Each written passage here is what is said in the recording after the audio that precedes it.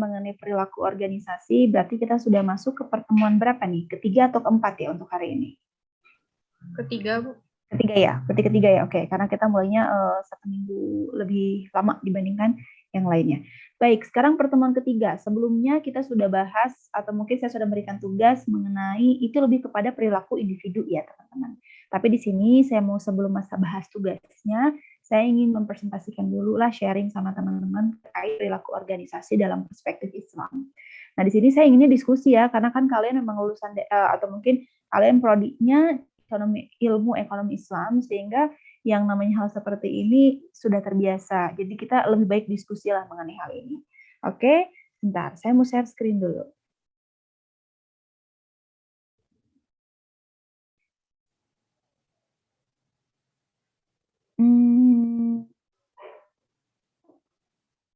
Sudah terlihat?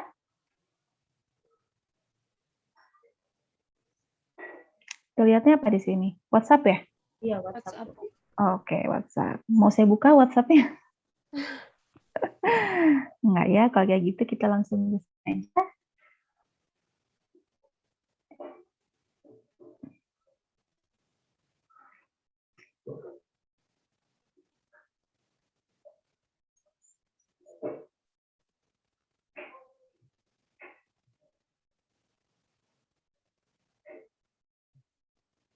Oke, terlihat?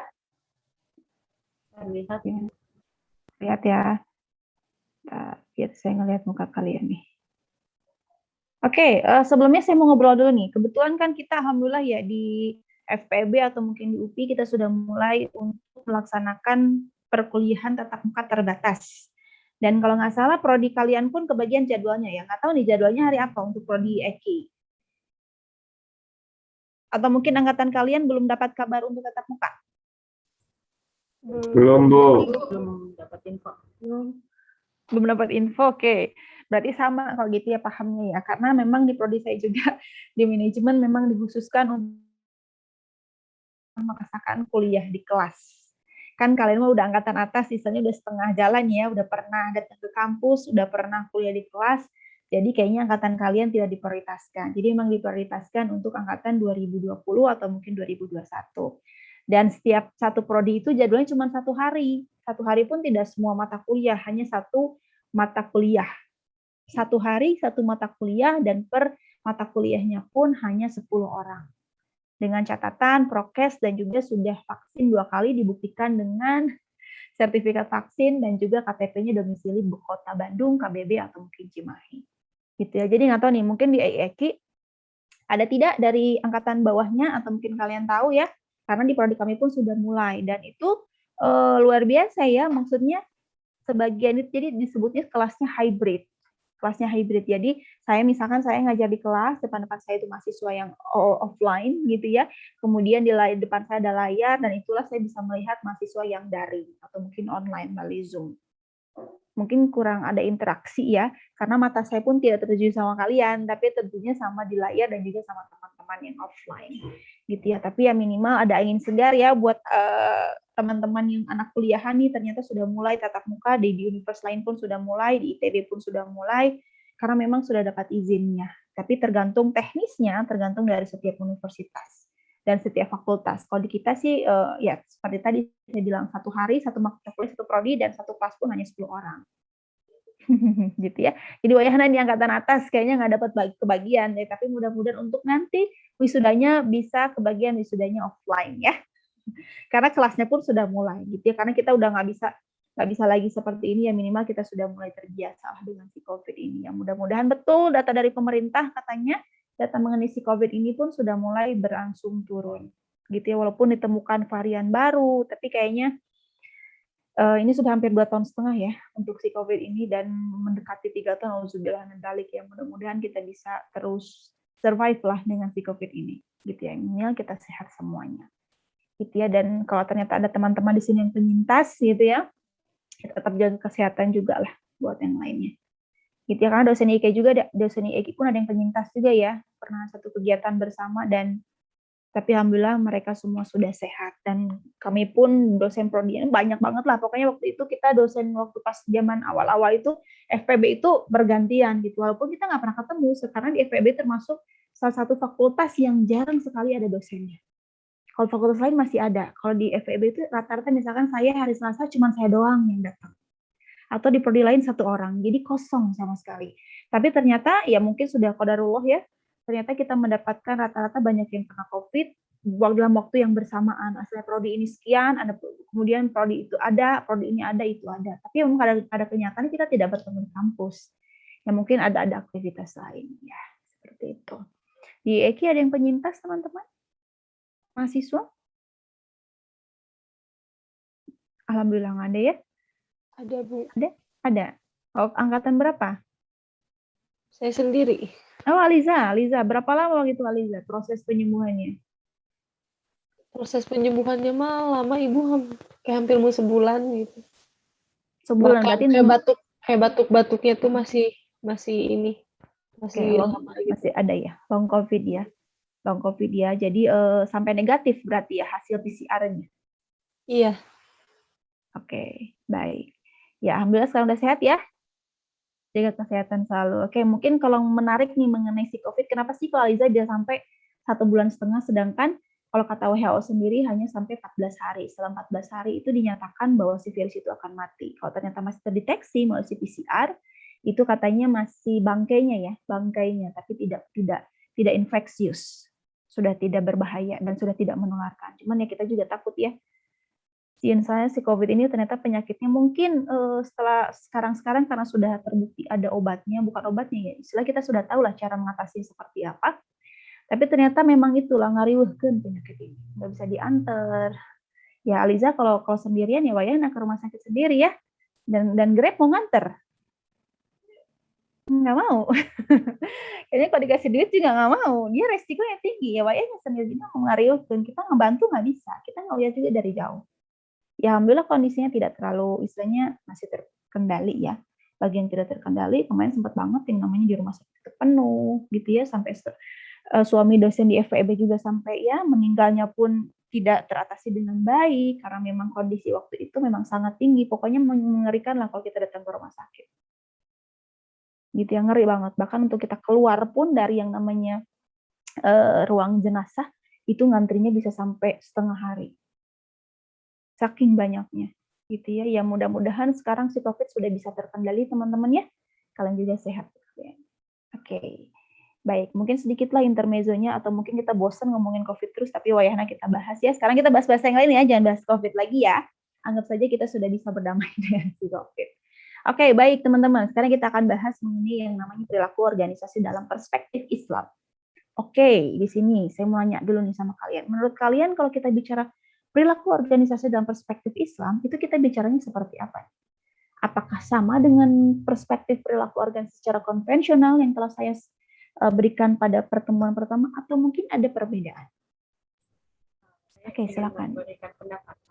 Boleh, Mangga. Ini siapa? Aisyah, silakan Aisyah. Mungkin kalau dari segi konvensional untuk perilaku organisasi mungkin hanya hubungan dengan manusia atau hablum minannas. Akan tetapi jika kita mengaitkan dengan perspektif Islam, maka akan ditarik sebuah konsep bahwa untuk untuk melakukan sebuah interaksi kita bukan hanya mengedepankan hablum minannas, tapi juga melihat dari segi hablum minallah seperti itu. Oke. Dari segi bukan hanya hablum minannas, tapi dari segi yang namanya ada hablum minallah, hubungan kita sama Allah. Oke, baik. Terima kasih Aisyah. Silakan, ada lagi yang ingin menambahkan atau berpendapat mengenai konsep ini? Pada dasarnya sudah betul yang dijelaskan oleh Aisyah. Oke, silakan ada yang mau berpendapat. Aisyah sudah, berarti tinggal laki-lakinya di sini. Silakan, ada yang mau berpendapat?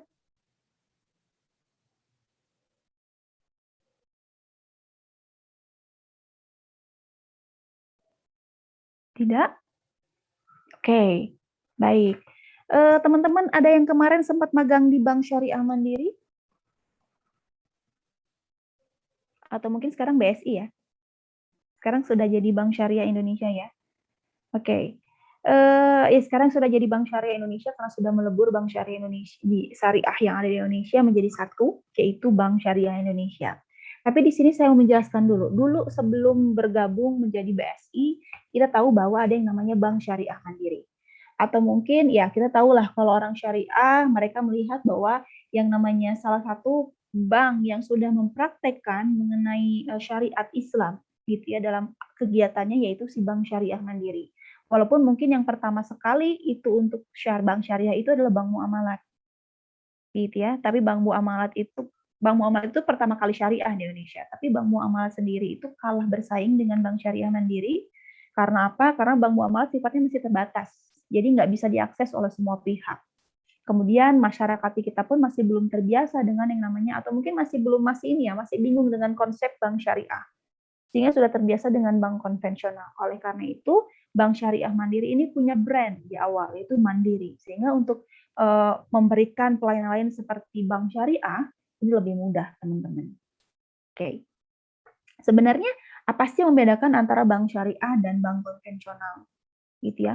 Kalau kita tahu bahwa tadi, kalau kita bicara syariah atau mungkin ekonomi Islam, pasti kita bicara semuanya itu harus sesuai dengan syariat Islam. Seperti yang namanya saham. Kalau kita bicara saham kan sekarang sudah terpisah gitu ya. Kemudian yang listingnya pun memang harus ditelusuri dari mulai bisnisnya apa. Memang benar bisnisnya tidak boleh yang istilahnya melaksanakan bisnis yang haram, misalkan seperti itu. Semua pun harus ditelusuri. Apalagi yang namanya konsep perbankannya pun ada mudorobah, kemudian murabahah. Semuanya harus berdasarkan syariat Islam. Dari mulai akadnya, bagi hasil, itu kan sangat berbeda dengan yang namanya bank konvensional. Gitu ya pun dan rujuknya pun sekarang sudah terpisah ya, Bank Indonesia pun sekarang ada khusus untuk syariah gitu, sehingga dikatakan ya ini termasuk salah satu alternatif lain lah gitu ya bagi kita atau mungkin nasabah kita yang beranggapan bahwa yang namanya syariah itu adalah harus kita misalnya gunakan dalam kehidupan sehari-hari gitu. Oke, sekarang saya mau diskusi aja nih teman-teman. Kita kan Indonesia mayoritas Muslim, setuju nggak? Setuju ya, mayoritas Muslim. Tapi kenapa? Setuju ya, jagat ya. Tapi kenapa ya kok yang namanya negara yang bisa dibilang non atau minoritas mengenai Muslimnya, mereka lebih berkembang paham akan syariat Islamnya dalam kehidupan sehari-hari.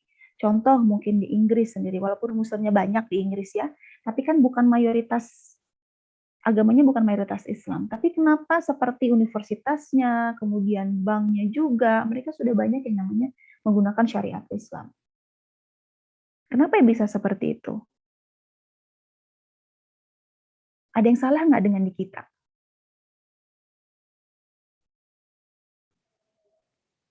Bahkan saya pernah mendapatkan informasi bahwa perusahaan di Arab sekalipun, mereka ya aktivitas bisnisnya terkadang tidak menggunakan yang namanya secara syariat Islam, atau mungkin perspektif dari yang namanya syariat Islam. Business is business. Kenapa ya bisa seperti itu?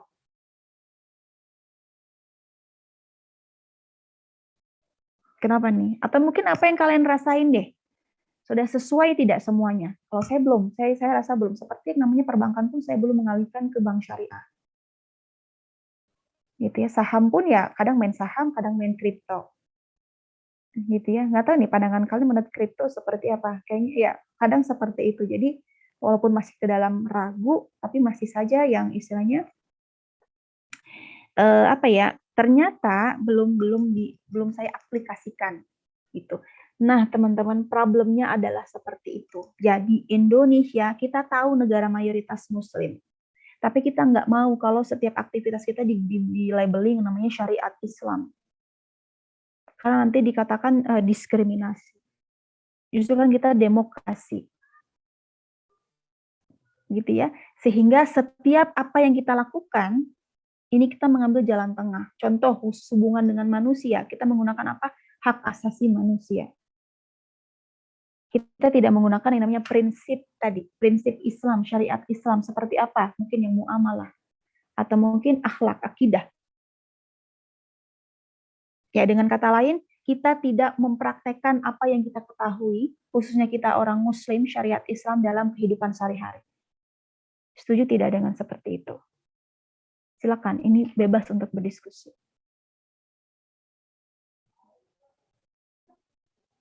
Setuju tidak dengan seperti itu? Pakat, Bu. Kenapa? Pakat, Bu. Gimana nggak jelas sih suaranya? Aduh maaf. Setuju, Bu. Setuju? Ya, Bu. Setuju. Oke, Hafiz. Mungkin bisa kasih contoh nggak yang kalau rasa belum sesuai syariat gitu maksudnya? Atau mungkin kita tahu itu salah, tapi kita mikirnya udahlah jangan bawa-bawa nama agama, kesan kan jadi seperti itu gitu ya. Contoh yang kayak gimana? Mohon maaf. Oke. Bisa ngasih contoh, mungkin yang menurut Hafiz itu kita sebenarnya tahu orang Muslim, tapi terkadang kita melakukan aktivitas yang tidak sesuai syariat. Nah, itu seperti apa? Oh, kalau menurut saya pribadi mengenai ekonomi Islam di Indonesia ini memang masih belum sebesar dari negara-negara lain.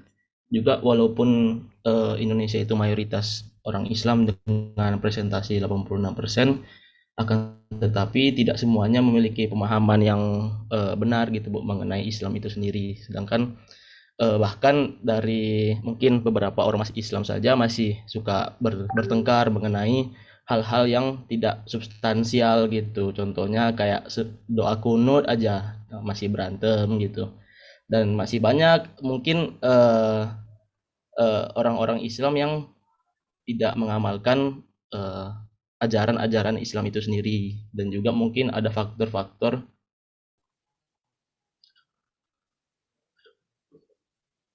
Ya, dan ada faktor-faktor juga Bu mengenai geopolitik internasional yang menyebar dengan teori Islamofobia gitu.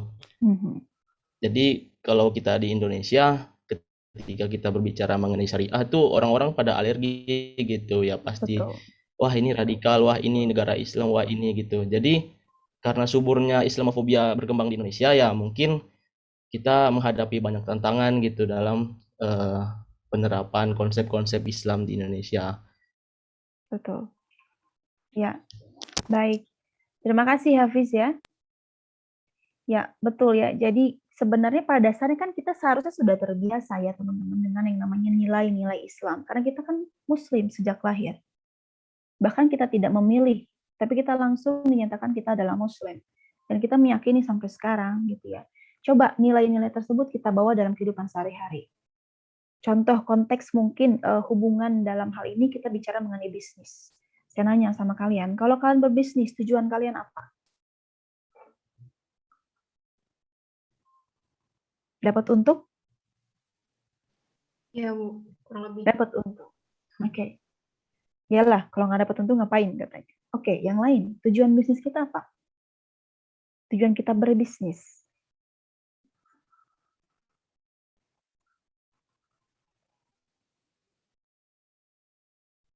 Oke, dan nih kita mendapat untung.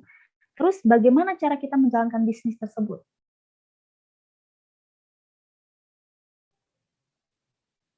Contoh, memarkup harga aja.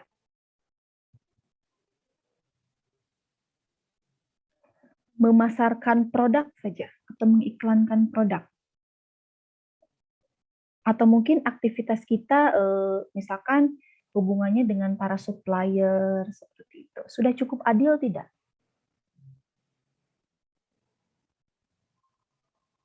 Oke, atau mungkin pada saat kita memasarkan produk, terkadang sesuatu hal, contoh deh, sesuatu iklan yang kreatif gitu ya, iklan yang kreatif itu terkadang bisa melanggar yang namanya syariat Islam. Terkadang saya tidak bilang sepenuhnya, tapi terkadang.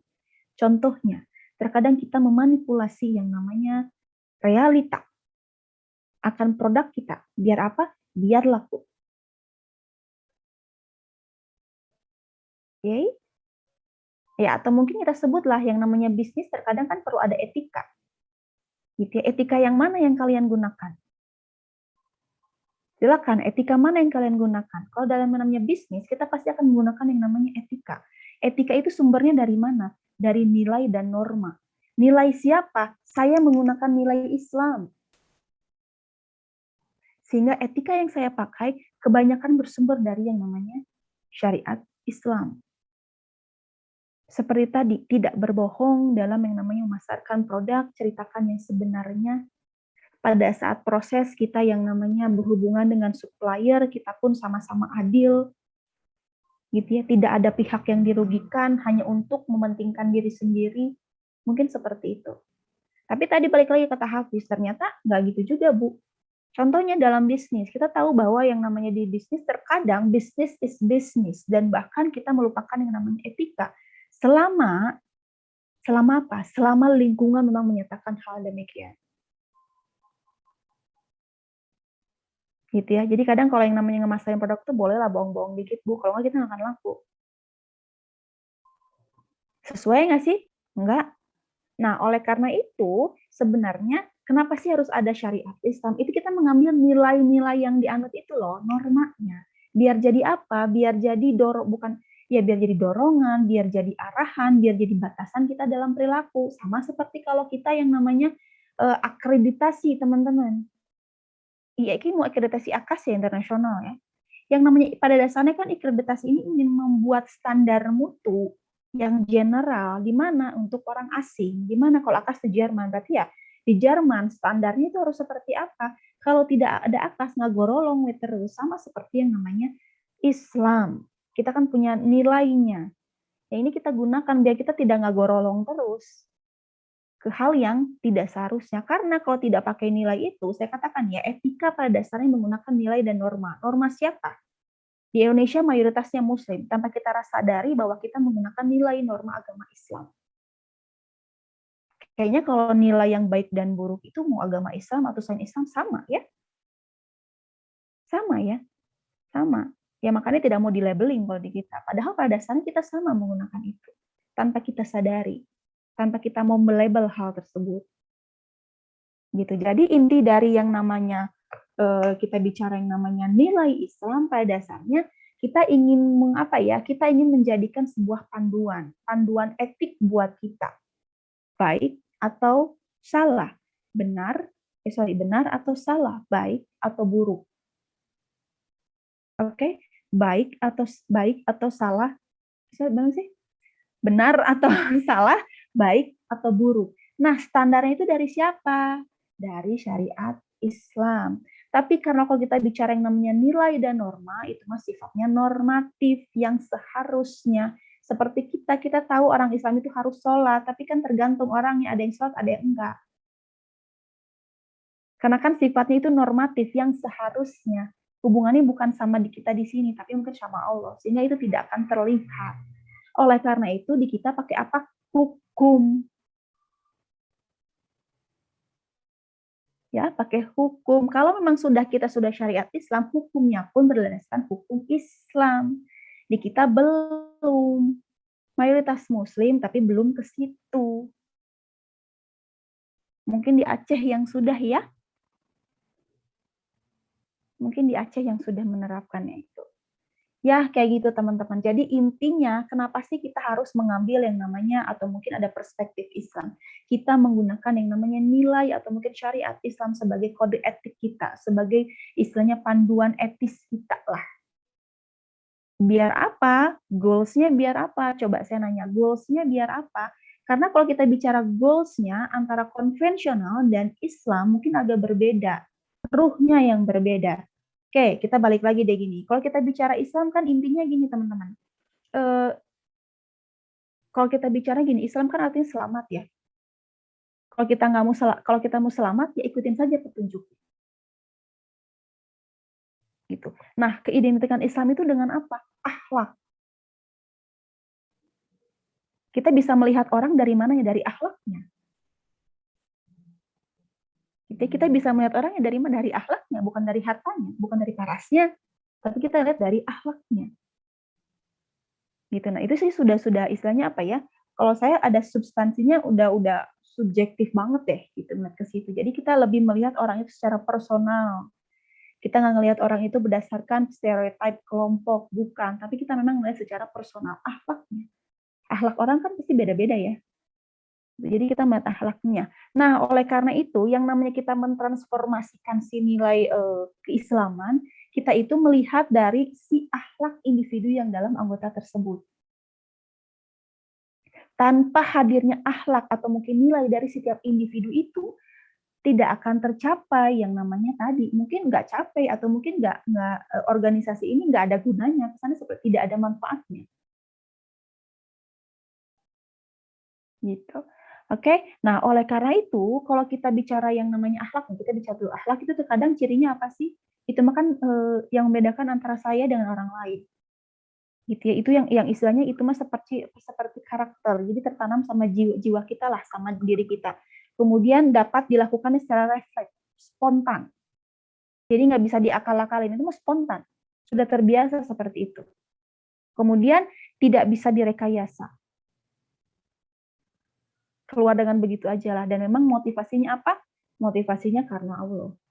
Gitu. Itu mah akhlak. Jadi beda. Nah, oleh karena itu, teman-teman, dalam perilaku organisasi kan kita tahu lingkup analisisnya apa? Manusia. Sama seperti yang namanya di perspektif Islam, kita melihat bahwa manusia itu. Tapi kita ngelihat nih, manusia itu bukan hanya sebatas raga doang, fisik doang, tapi ada yang namanya istilahnya ruh gitu ya.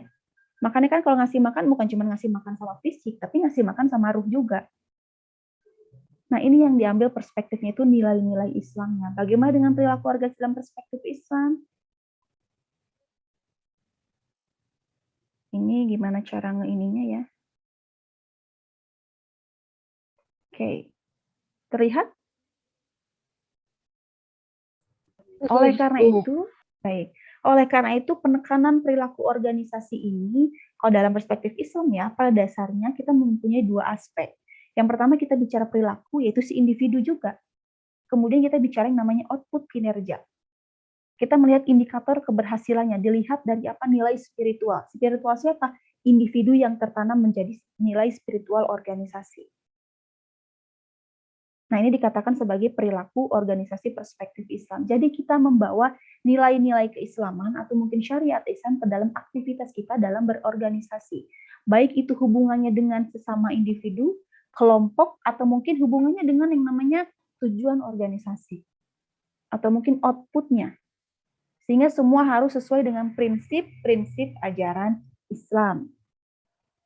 Contoh, seperti yang namanya kompensasi. Gimana kita menggunakan kompensasi atau kebijakan kompensasi? Berdasarkan apa?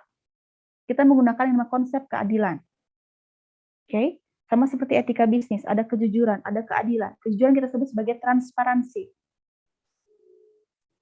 Keadilan, betul, adil sesuai berdasarkan apa? Kontribusinya. Dibayarkannya pun jangan sebelum keringatnya kering. Kesannya seperti itu ya. Jadi kita harus membayar, kalau enggak apa itu dosa loh, zolim buat orang. Kerjanya sudah, tapi kok belum dibayar, nah itu nggak boleh. Nah itulah seperti yang namanya konsep perspektif Islam. Sama seperti hubungannya dengan si manusia, atau mungkin kalau organisasi, lebih tepatnya ini menggunakan perspektif MSDM-nya, kebijakan manajemen sumber daya manusianya. Makanya ada yang namanya HRD berbasis syariah. Intinya apa ya? Kita melihat manusia itu bukan sebagai materi yang dapat dihitung tingkat produktivitasnya berdasar output keluarannya. Bukan. Tapi kita melihat bahwa manusia adalah ada ruhnya. Berarti kita harus memanusiakan manusia. Kesannya seperti itu. Ya, kesannya lagi kita nggak cuma kasih makan yang namanya fisiknya, tapi pun kita punya kasih makan yang namanya ya ruhnya tadi. Nah, ini harus dipahami oleh yang namanya organisasi. Jadi melihat sumber daya manusia itu bukan sebagai materi, tapi manusia. Gitu ya.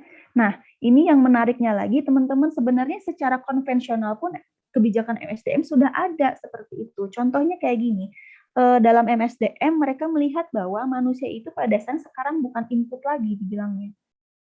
Tapi dikatakan seperti apa? Manusia adalah sebagai aset. Kenapa aset? Bukan aset, sebagai investasi.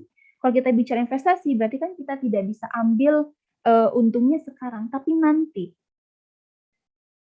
Sama seperti kalian. Outputnya kan nggak bisa kita lihat sekarang, tapi lulusan oleh universitas. Setelah ada proses. Gitu. Oke?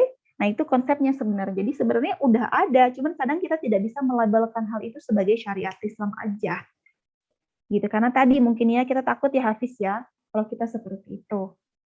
Gitu.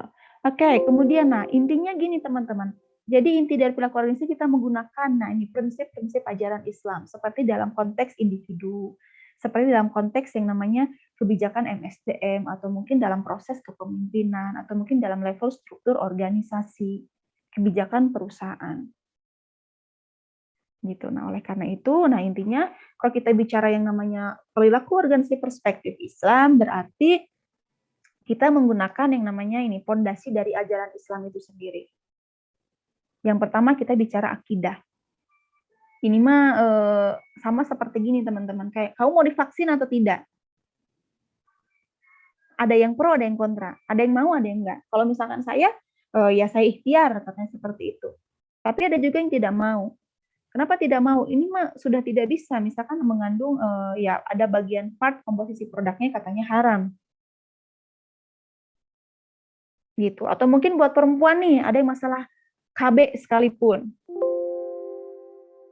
Ada yang bilang nggak mau dengan alasan kesehatan atau mungkin ada yang sebaliknya. Nah, kalau kita sudah berhubungan dengan akidah, dia bisa menjelaskan mengenai akidah, itu silahkan. Karena berkaitan dengan masalah keimanan. Apa yang kalian percayai, apa yang kalian yakini. Kita tidak bisa menggugat kesannya seperti itu.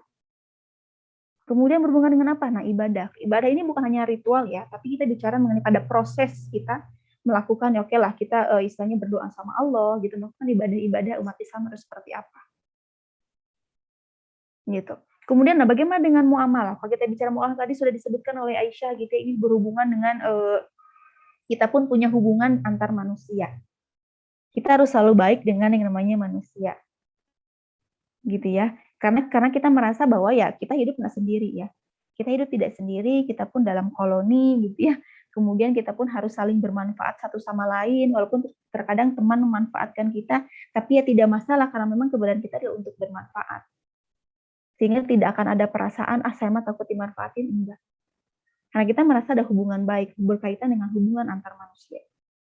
Selanjutnya apa? Nah, kita bicara mengenai akhlak. Berarti kita bicara mengenai standar, mana sih baik buruknya. Nah, semua ini dianggap sebagai prinsip atau mungkin prinsip-prinsip dari ajaran Islam. Ini semua harus masuk ke dalam apa? Ke dalam ruang lingkup analisis mengenai perilaku organisasi. Apa saja itu? Individu, kelompok, dan juga struktur organisasi. Sebagai contoh mungkin seperti ini, teman-teman. Yang namanya manusia, saya tadi katakan ya, berarti organisasi tidak melihat manusia sebagai apa? Materi. Tapi sebagai, ya tadi, kita ngelihat bahwa manusia sebagai manusia itu sendiri. Oke, gitu. Sehingga, nah ini, dengan tujuan apa? Mungkin ada perbedaan tujuan, teman-teman. Kalau kita ngelihat bahwa secara konvensional, oke, kita goals. Sebentar. Goals-nya apa? Gitu ya, profit oriented. Kalau perspektif Islam kita melihat goals-nya bukan hanya sebatas profit oriented, tapi saya katakan selamat. Oke, bisa dipahami ini teman-teman?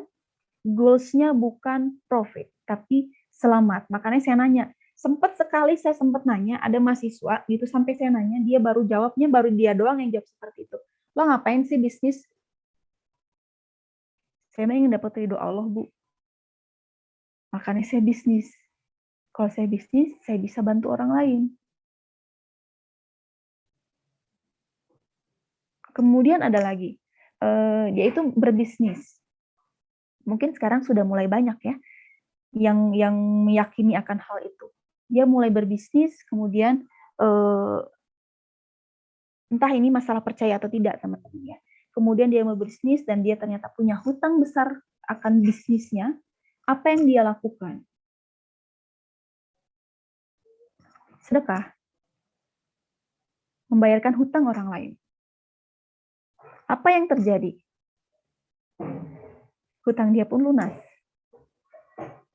Oke, ini masalah keyakinan. Silahkan. Makanya sekarang ada Instagram, saya rasa semua orang sudah tersosialisasi masalah hal tersebut, bahwa yang namanya orang berbisnis itu kalau ingin bisnisnya langgeng, Oke, ada yang namanya konsep sedekah pagi. Silahkan kalian coba.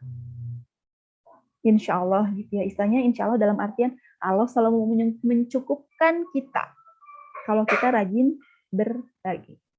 Tujuannya apa? Selamat. Sama seperti organisasi. Misalnya organisasi jadi nggak pelit, tidak profit oriented, tidak hedon gitu ya. Dia melihat manusia bukan sebagai, tadi sumber daya kan bukan sebagai hanya materi, tapi dia adalah keluarga. Nah, oleh karena itu, prinsip-prinsip ini harus masuk, meresap, dipahami dari setiap aspek kehidupan organisasi. Sebagai contoh, seperti Bank Syariah Mandiri. Saya nggak tahu nih BSI, mungkin BSI pun sama, jelas ya. Bank Syariah Mandiri rata-rata punya, istilahnya kita tahu lah, Bank Syariah Mandiri itu kan dia basicnya kayak perbankan lah, aktivitasnya perbankan. Tapi dia punya visi untuk Bank Syariah. Apa yang terjadi? Dia punya nilai-nilai prinsip bisnisnya atau mungkin budaya organisasinya yang disebut sebagai BSM Share Value. Oke, apa itu? Etik, dia sebutnya etik. Excellent, teamwork, humanity, integrity, dan juga yang namanya customer focus. Oke? Intinya sama. Kalau kita bicara yang namanya excellent, rata-rata semua perbankan ingin service excellent.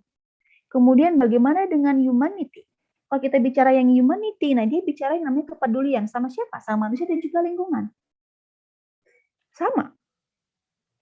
Ya, kemudian integrity. Kita bicara integritas lah. Kita punya yang namanya integritas, punya etika dalam profesi.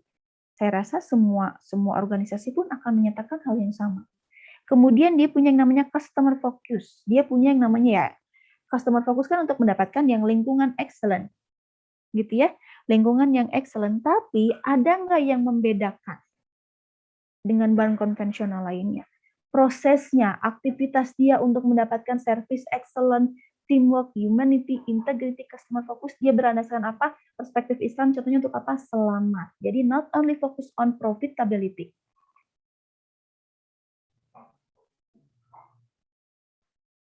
Gitu ya, makanya contohnya di awal adalah dia punya humanity, customer focus, ya dia pengennya ya istilahnya nggak ngebohongin konsumen gitu, kesannya seperti itu. Jadi sebisa mungkin dia menggunakan yang namanya prinsip syariat Islam. Seperti aktivitasnya, setiap pagi mereka selalu ngaji bareng, saling mengingatkan satu sama lain. Setiap aktivitasnya pun tidak jauh dari yang namanya syariat Islam. Gitu teman-teman. Oke, jadi inti dari yang namanya perilaku organisasi secara Islam adalah dapat didefinisikan intinya lebih kepada perilaku SDM di dalam organisasi, di mana perilaku tersebut diajarkan untuk mencapai efektivitas organisasi dengan prinsip-prinsip ajaran Islam. Karena ingin mendapatkan apa ya? Untuk mendapatkan output kinerja yang sesuai dengan prinsip-prinsip ajaran Islam. Jadi kalau perspektif Islam dari prosesnya pun sudah sesuai prinsip, kemudian outputnya pun harus sesuai dengan prinsip dari ajaran Islam. Jadi intinya nanti apa ya? Selamat. Gitu. Oke, gimana teman-teman? Ada pertanyaan?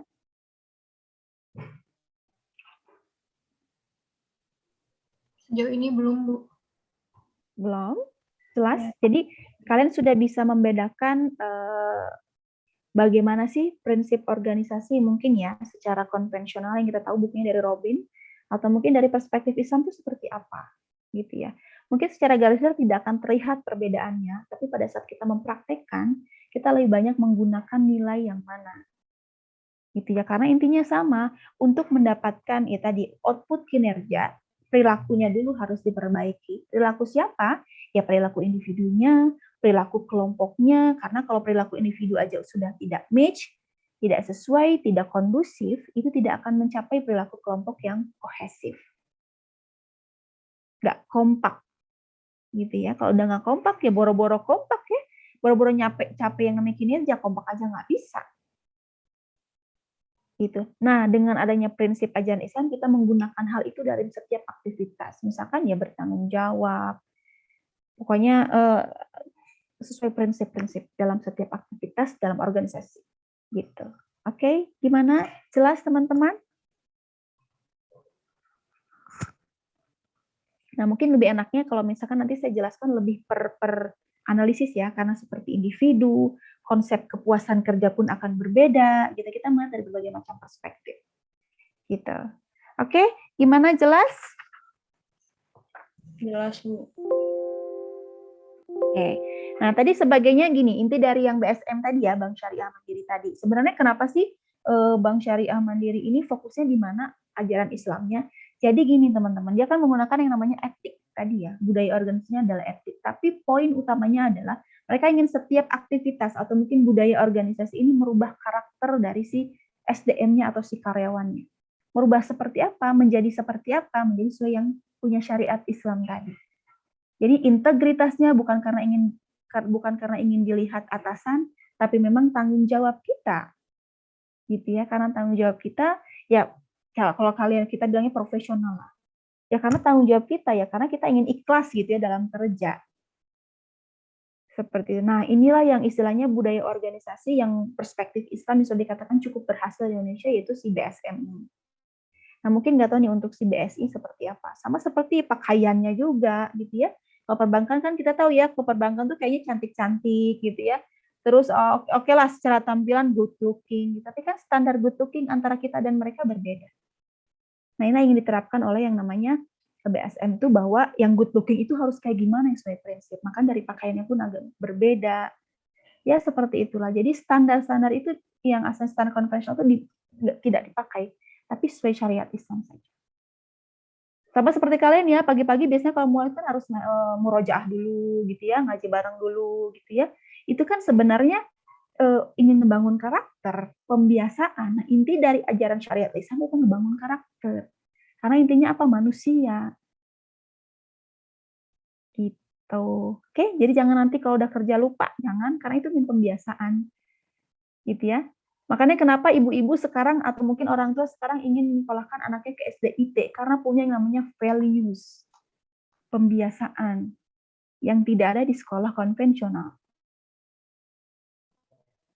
Pembiasaannya, jadi di rumah dibiasain, di sekolah pun dipaksa dibiasakan sehingga nantinya terbiasa. Padahal seharusnya enggak ya, seharusnya di rumah pun sudah terbiasa seperti itu. Gitu. Nah, itulah contohnya deh teman-teman. Makanya kenapa sih ini harus ada. Nah, oleh karena itu ini semacam apa ya? Kalau saya melihatnya apa ya? Penyeimbang lah teman-teman. Jadi yang kenapa sih kalian belajar juga perilaku organisasi? Apalagi kalian kan dalam perspektif Islam. Jadi kalian punya penyeimbang gitu. Jika nanti kalian masuk ke dalam dunia kerja atau mungkin sudah lulus, sudah berhubungan dengan orang lain, kalian punya pertimbangan yang berbeda. Mungkin di luar sana mereka punya budaya sendiri ya. Maksudnya di luar sana kan kita punya dalam hubungan antar manusia kan kadang punya values yang berbeda. Tapi kalau fondasi kalian sudah kuat, ya insya Allah tetap menegakkan yang namanya sesuai prinsip syariat Islam. Jadi tidak terbawa yang namanya arus. Sama seperti yang namanya bisnis. Jadi jangan oke, profit betul. Tapi pada saat untuk mendapatkan profitnya, ini tidak boleh ya tadi, tidak boleh melanggar yang namanya ajaran Islam tadi. Kalau ternyata lingkungan seperti itu, bodoh amat, karena kita ingin yang namanya selamat. Karena konteksnya bukan saat ini, tapi nanti juga. Yang terkadang kita lupa ya, justru kita fokusnya sama sekarang di dunia, bukan nanti. Gitu. Oke, baik teman-teman, mungkin segitu penjelasan dari saya. Silakan ada yang ingin ditanyakan.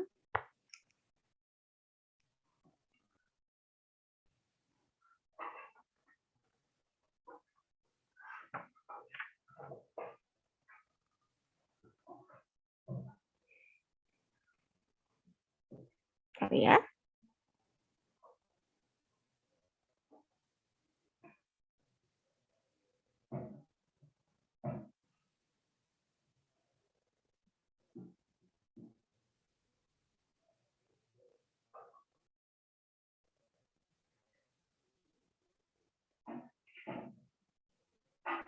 Sebentar.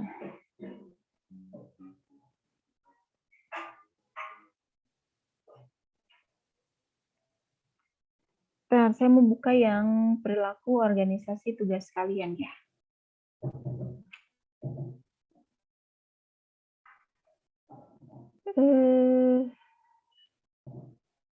Oke.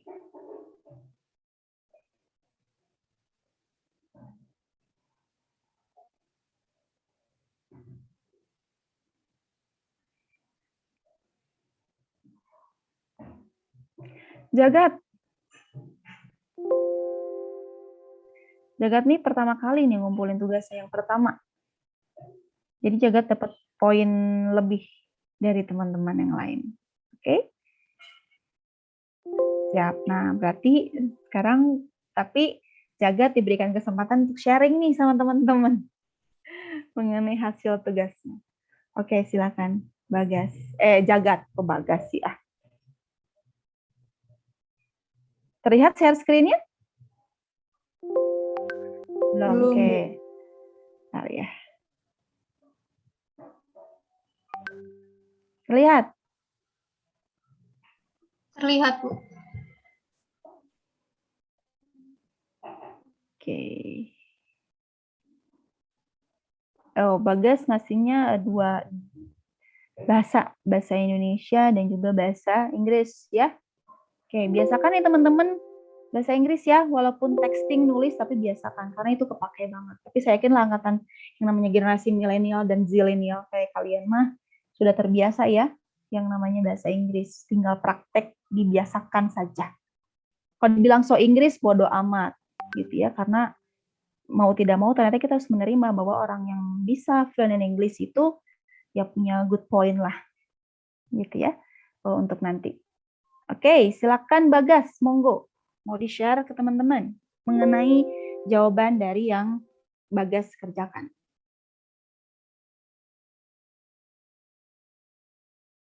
Ya. Mhm.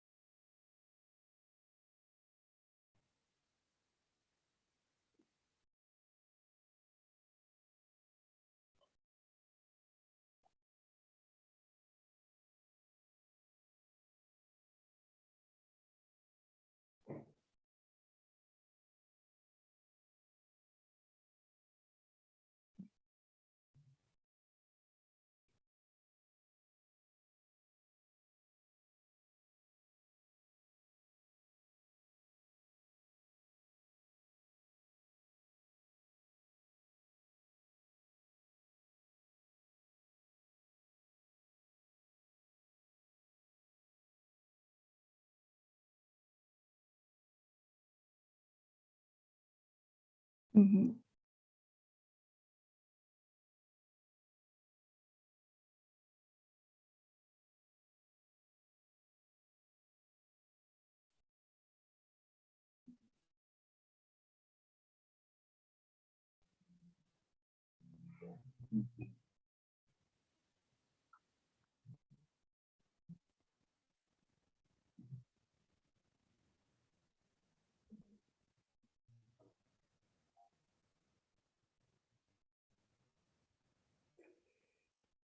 Mhm.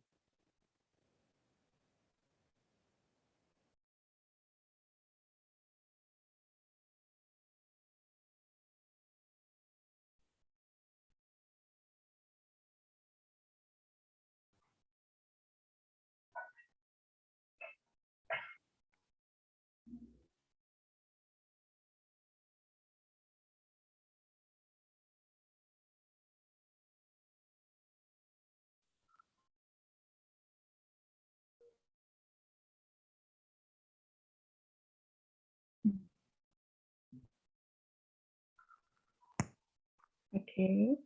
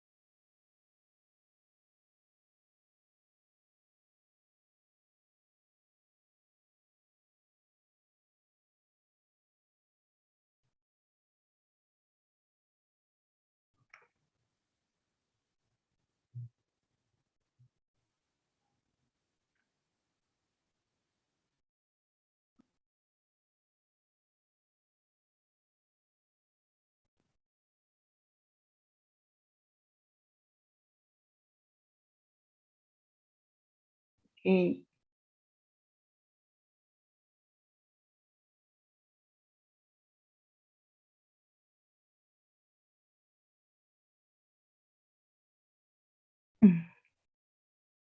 Oke, baik. Terima kasih ya, Gagan ya. Oke, sudah selesai. Oke, sudah selesai, nggak apa-apa. Oke, baik. Silakan teman-teman, gimana nih pendapatnya mengenai bisnis? Saya katakan ya, kasus ini mengenai yang namanya diskriminasi. Ya. Tapi kalau kita bicara yang namanya diskriminasi, ingat, diskriminasi itu ada, pada dasarnya ada, tapi ini saya katakan lagi, tapi jangan sampai diskriminasi tersebut mempengaruhi kita atau mungkin menjadikan alasan yang paling tidak relevan. Seperti yang namanya usia, katanya. Kalau usianya sudah semakin senior, dikatakan bahwa produktivitasnya pun akan menurun. Siapa yang bilang? Banyak yang bilang seperti itu. Betul, betul. Di masyarakat kita masih berpikiran seperti itu. Tapi teman-teman, kita pun, nah, ini loh, makanya organisasi, apalagi konteksnya manajer dan seorang pemimpin, kita tidak boleh melihat hal seperti itu. Tidak melihat yang namanya biasanya di masyarakat seperti itu, Bu. Itu pun harus benar-benar sangat personal. Ya mungkin di Indonesia seperti itu ya, terkadang yang namanya di umur usia produktifnya udah semakin istilahnya ada yang udah pensiun, bahkan dengan kata-kata pensiun itu sudah dikatakan istilahnya dia tidak bisa bekerja lagi, gitu ya. Kerjanya kinerjanya tidak sama seperti kalau misalkan dia masih usia produktif, gitu ya. Itu kan paradigma di kita ya, gitu ya. Karena sangat berbeda, betul. Budaya kita sangat berbeda. Tapi kalau kita konteks organisasi, nah ini tidak boleh dijadikan landasan untuk diskriminasi. Ya boleh, misalkan alasannya seperti ini. Ya secara physically kita lihat dia suka sakit-sakitan. Mungkin kita pindahkan saja pekerjaan yang resiko aktivitas fisiknya lebih rendah. Tapi bukan karena dia tua, tapi berdasarkan landasan tadi secara kesehatan. Dibuktikan dengan apa? Ya ada surat dokternya. Nah, gitu. Itu baru dikatakan tidak diskriminasi. Yang salah itu tadi, kalau kita mengadakan yang namanya generasi atau lintas generasi atau usia sebentar. Kenapa ini gini ya? Dijadikan landasan untuk kebijakan organisasi itu nggak boleh. Nah, itu dinamakan diskriminasi. Nah, sebenarnya perbedaan usia ini benar jadi tantangan buat para manajer. Udah posisi manajernya masih muda gitu ya. Kemudian anggota itu senior-senior gitu ya, memarahin juga susah. Ya nggak bisa entar disebutnya apa? Pokolot begok lah, terus nggak sopan lah gitu ya. Budaya kita seperti itu. Jadi kita belum bisa memisahkan antara profesionalitas dan yang namanya hubungan secara personal. Tapi orang Indonesia punya kelebihan, kita bisa lebih belajar untuk lebih smooth cara menghadapi orang. Gitu. Nah, asalkan tadi jangan mempraktekkan diskriminasi itu ke tadi. Misalkan saya muda jadi manajer, bawahan saya istilahnya umurnya seperti umur ayah saya gitu ya, udah nggak bisa diajak lari lagi dalam bekerja, harus kayak gimana? Saya mau retur ke orang SDM, saya nggak mau ganti orang yang nggak mau ini. Ya nggak bisa gitu juga. Base-nya berdasarkan apa? Penilaian kinerja. Dan juga pada saat proses bekerja. Gitu. Oke? Jadi intinya jangan apa? Ya jangan praktekkan diskriminasi. Kenapa? Karena yang namanya diversity, keanekaragaman khususnya dalam usia ada. Apalagi sekarang ya, lintas generasi teman-teman ya, teman-teman kan zilenials. Apalagi nih, saya ngambil contoh untuk konteks yang pembelajaran. Kalau di kuliah kayaknya agak, di pembelajaran misalkan di kuliah deh, mungkin saya sudah terbiasa dengan YouTube, tapi ada dosen yang tidak terbiasa dengan YouTube. Gitu ya. Nah, jadi ya ini ya, harus banyak penyesuaiannya di situ. Jadi intinya bukan hanya usianya saja, tapi bagaimana kita istilahnya apa ya, tidak mempraktekkan yang namanya diskriminasi. Diversity ada, tapi bagaimana kita menyikapi hal yang namanya perbedaan tersebut. Organisasi tidak boleh jadikan sebagai landasan diskriminasi. Gitu. Oke? Jelas? Jelas? Jadi kasus itu saya ingin menjelaskan bahwa diversity itu ada, itu konteksnya masih usia ya. Belum yang namanya konteks yang lainnya. Gitu. Oke? Bahkan kepribadian, unsur sara juga ada. Diskriminasi ada, tapi jangan sampai itu masuk ke kebijakan. Kalau sudah masuk itu udah berarti dia melanggar aturan, menurut saya udah nggak etis lagi perusahaannya. Kayak gitu. Oke? Ini good point buat Jagat, udah pertama pakai bahasa Inggris pula. Mempresentasi, berarti Jagat dapat poin ya untuk hal ini. Oke, nah makanya sebenarnya apa sih yang harus dilakukan oleh perusahaan biar tidak terjadinya yang namanya diskriminasi? Saya katakan secara praktek teman-teman terkadang itu sulit tidak mempraktekkan yang namanya diskriminasi. Seperti yang namanya milih kelompok. Kadang kan kita terbiasa dengan teman yang sudah kerja. Kadang kita juga milih. Dia mah nggak bisa diajak kerja, atau nggak dia mah lebih baik cocoknya diajak main. Kan ada yang seperti itu. Nah, hal ini jangan dibawa ke dalam kebijakan organisasi. Misalnya mempengaruhi promosi orang tersebut. Orang itu bukan dalam lingkungan cycle saya, dapat promosinya ya udah jauh-jauh namanya nggak keinget. Enggak. Ini harus dipraktekkan kalau kita sebagai seorang pemimpin tidak bisa melaksanakan hal ini. Tetap kita mempertimbangkan berbagai macam aspek karena asas dasar apa? Keadilan dan transparansi. Walaupun dia usianya ternyata lebih muda atau gitu, kalau dia mampu silahkan. Tapi ini transparan penilaiannya, jelas ngukurnya kayak gimana. Misalkan kalau orang marketing, kayaknya lebih mudah tuh orang marketing ya. Capai target nggak? Selama 3 tahun berturut capai target, kemudian aktivitas marketingnya viral, ya dia pasti dapat promosi. Bukan karena dia cantik, bukan karena dia cakep, bukan karena dia anak pejabat, bukan dia anak artis, bukan. Bahkan bukan berarti dia anak yang punya perusahaan, bukan. Karena dia achieve performance. Gitu. Nah, gitu ya jadi teman-teman. Jadi inti diversity itu pasti ada. Nggak mungkin nggak ada orang, toh kita hubungannya sama orang ya, nggak mungkin sama semuanya. Gitu ya, walaupun di Korea sendiri kadang operasi plastik kelihatan mukanya sama, tapi beda. Secara ruhnya beda, personality-nya beda. Gitu. Oke, jadi intinya dengan ada diversity kita bisa menjadikan lebih efektif, tapi bukan berarti menciptakan yang namanya diskriminasi secara sengaja oleh organisasi. Gitu. Oke, ada pertanyaan?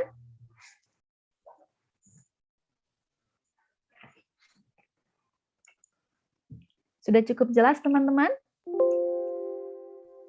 Sudah. Baik, ini sih dibahas satu-satu, tapi karena ada kegiatan lagi, jadi kayaknya cukup sekian untuk perilaku organisasi. Seharusnya sampai 11:30 ya. Tapi untuk hari ini, tadi kita cukupkan saja. Nanti kita ketemu lagi minggu depan. Nanti saya kabari apakah akan Zoom atau ada tugas lagi, atau mungkin saya memberikan video eksplanasi. Jadi belajar mandiri. Gitu. Oke, ada pertanyaan lagi tidak?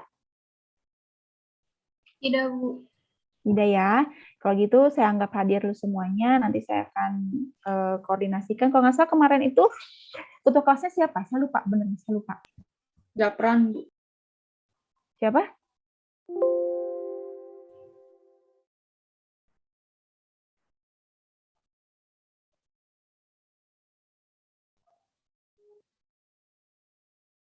Oke, oh jadi ke Rally. Oh, bukan ke Jagat. Enggak deh, bukan Rally deh.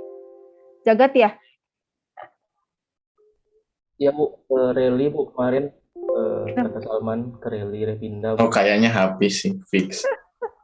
Kok pada ngeping? Kok oke lah, silakan kalian pikirkan, nanti minggu depan sudah tahu ke kami siapa ya. Nanti biar yang, karena dia punya tanggung jawab juga untuk ngelola yang namanya spot. Jadi nanti yang nge-proof mengenai BAP perkuliahan. Oke, silakan pikirkan, masih ada waktu ya beberapa hari. Minggu depan udah nggak bisa ganti-ganti lagi. Kalau nggak ada juga suara, sayangnya. Oke, jadi silakan mangga. Baik, kalau gitu cukup saja teman-teman ya. Assalamualaikum warahmatullahi wabarakatuh. Hatur nuhun semuanya, sehat selalu. Waalaikumsalam. Waalaikumsalam warahmatullahi Terima kasih banyak, Ibu. wabarakatuh. Terima kasih banyak, Ibu.